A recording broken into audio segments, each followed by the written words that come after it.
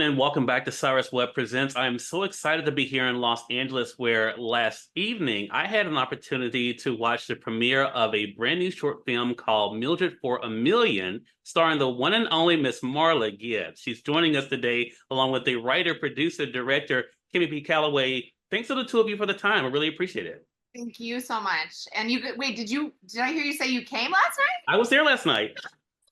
I flew in from Mississippi after I saw it on Miss Gibbs' page on Instagram. I flew in from Mississippi for the event.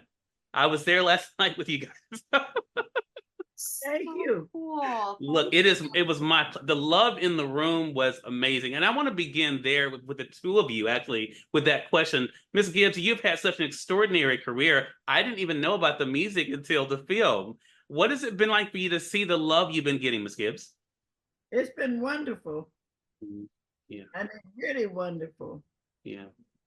And I was so happy that everyone liked the film. Yeah. It really is a lot of fun and such great messages, which I won't spoil here. Kimmie, I want to ask you, for yourself, what was it like for you to feel the love in the room and the support for the film? It was incredible, but I have to say, at first, all I cared about was if Marla liked it or not. And I wasn't sure if she did, because after it ended, I went over and we were about to do the Q&A, and she was eating her popcorn. And I was like, are we gonna do this, or did you like it? And then I was like, and my heart sank just a little bit, because I want her to love it and feel great about it. And this is her first time. She took such a leap of faith, like not seeing it until the theater. She didn't need to watch any cuts or have any. So that was such a huge compliment for her to trust me. She said, no, I'll just wait to see it in the theater. But then for a minute I was like, oh my God, did she not like it? And then things got rolling and people were standing ovation, and we just, and then I was like, and I'm like walking down, I was like, did you like it? Did you like it? She's like, yeah. Like, thank God. That's really what I cared about the most, to be honest. But then, yes, everyone seemed to have really, lovely response. So many people connected with it, shared personal stories, how they connected with it. So it was an amazing evening. I guess everybody had a grandmother or great grandmother. Yeah, and that was one of the most powerful things, Kimmie. I think that this is my first time seeing one of your productions, and one thing that of course really struck me was the question at the end of the Q&A, where you talked about where the idea came from, and actually taking your own leap of faith in doing this. What was that like for you to see that paying off for you, that you're believing in yourself to say, not only could I do this, but actually doing it? What was that like for you, Kimmie? Well, right now I'm really, really tired, but I think because we just finished the film Sunday night. We just shot it at the end of July. Yeah. But no, it's an amazing feeling. I just haven't caught up. Like, it just hasn't. Sure. It's an amazing. It's the reception for it is great. The love of Marla is great. I feel very proud and very grateful to my husband and like the 100 crew members. Yeah.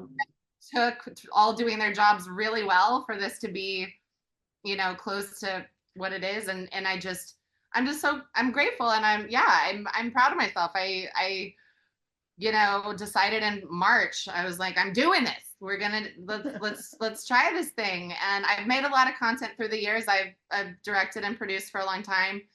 It's a lot of commercials and a lot of fluff kind of stuff that I don't really connect to. And so I was like, I'm just gonna try to make something that I really want to make and share with people, and that is really comes from my heart. And that's what this is. Yeah, it's like I make stuff all the time, but this is special. So, and I want to do more of that. That's what I want to make from here on out. Things that I care about. Love that. Amazing people like her. Yeah. Miss Gibbs, one of the things that you said just now, and it resonated with me as someone raised primarily with my grandmother, is that everyone has someone like Mildred in their family. Do you hope, without spoiling anything, Miss Gibbs, do you hope that people think about that family connection more after they watch I'm Mildred for $1 million. Right. Yeah. Absolutely. Mhm. Probably one of the most powerful scenes for me, Kimmie, was seeing Mildred standing at looking at the window, then at the door with that plate and her hands starting to shake, and she says, I think I better sit down. Because that feeling of, are they coming? Did they forget? I think we don't think about that in our busy lives, about the person who's waiting for us, what they're feeling. Why Right. was that important for you to show, Kimmie? Because I think it really touched me, to make me think about, when we tell people we're going to do something, the importance of doing that. I think that's important. Yeah. Such an important thing. And Kimmie, what about for you?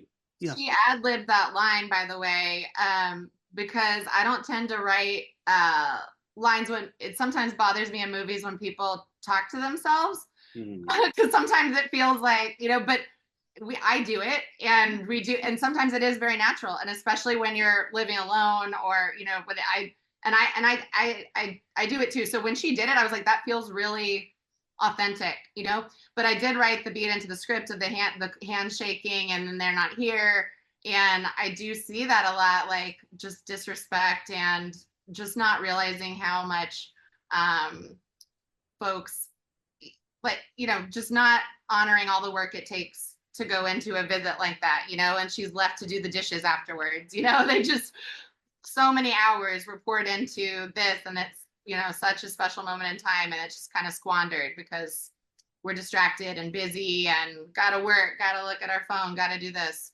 Yeah.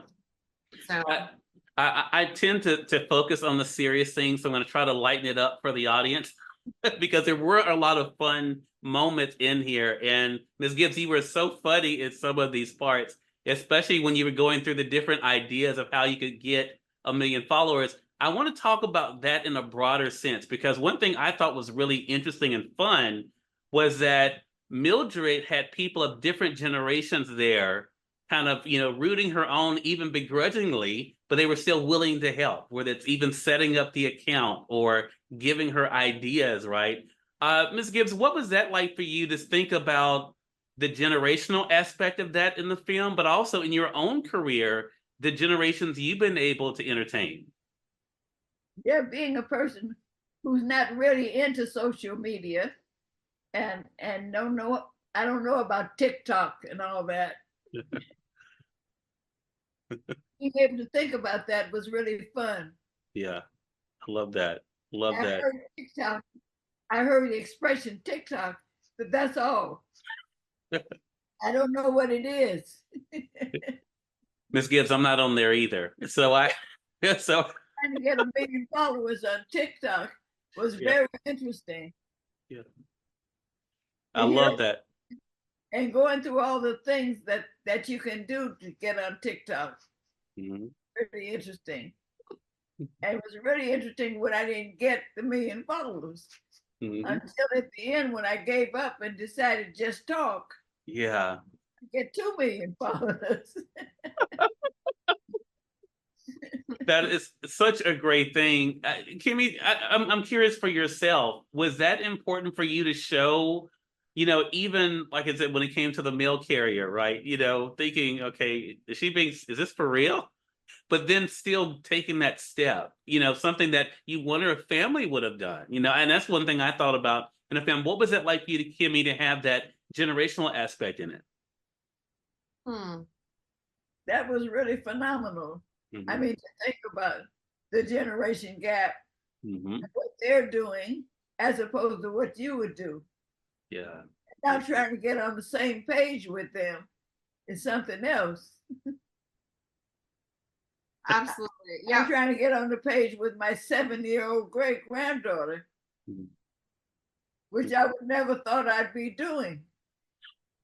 But that's the only way to get her attention. Okay, TikTok, okay.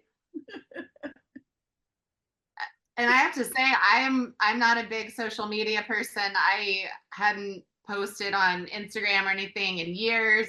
I've never had a TikTok, and so it was a little bit of a learning experience for me too. I wrote the things like how folks are getting famous on the internet without really diving in. But then once we were getting to the place of like graphics and, you know, all the user interface, you know, people reacting to her doing things on TikTok, I really got in there and took a look at it, and I was like, no. Yeah, yeah.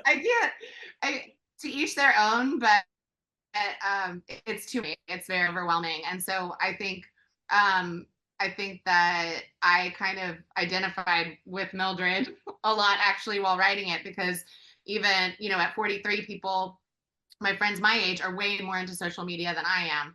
Yeah. And then I know that my daughters, my 3 and 5-year-old daughters, are gonna undoubtedly be into some of that stuff. And I feel out of touch already, you know, so I can't even imagine, you know, those who don't text on a daily basis or do all those things, like the feeling of disconnect sometimes there. Yeah, I love that.